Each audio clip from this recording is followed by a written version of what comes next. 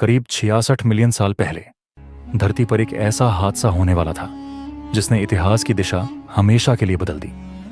यह वह दिन था जब डायनासोरों का राज समाप्त होने वाला था।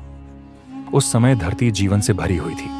विशाल टायरानोसॉरस रेक्स जंगलों में घूमते थे, ट्राइसेराटॉप्स घास चरते थे और आसमान में प्टेरोसॉर शांति से उड़ते थे।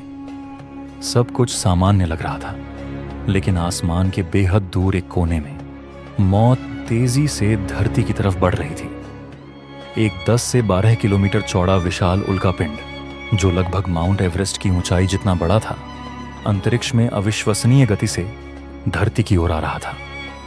डायनासोरों को इसका जरा भी अंदाजा नहीं था, लेकिन कुछ ही पलों बाद सब कुछ हमेशा के लिए बदलने वाला था। जब यह उल्कापिंड मेक्सिको के युकातान प्रायद्वीप से टकराया तो टक्कर इतनी भयानक थी कि 1 अरब परमाणु बमों के बराबर ऊर्जा निकली। धरती कांप उठी, हजारों किलोमीटर दूर पेड़ जड़ों से उखड़ गए।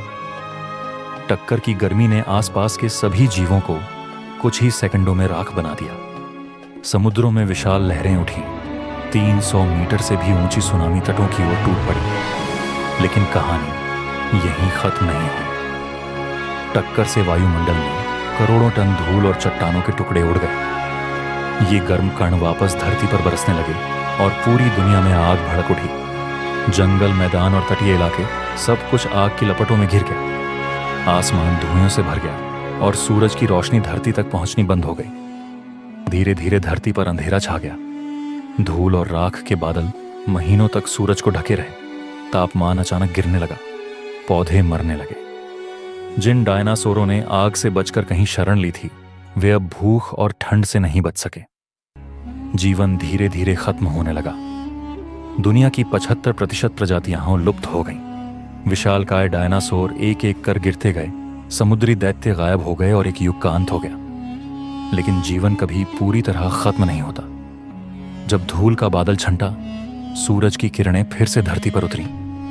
बचे हुए छोटे छोटे जीव, जैसे कि छोटे स्तनधारी, धीरे धीरे बढ़ने लगे और इन्हीं से करोड़ों साल बाद इंसान का जन्म हुआ।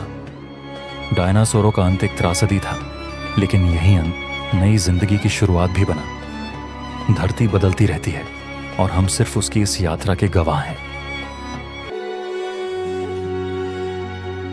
अगर आप इस तरह की और डॉक्यूमेंट्री देखना चाहते हैं तो कमेंट में यस लिखें और यह भी बताएं कि आपको किस टॉपिक पर चाहिए।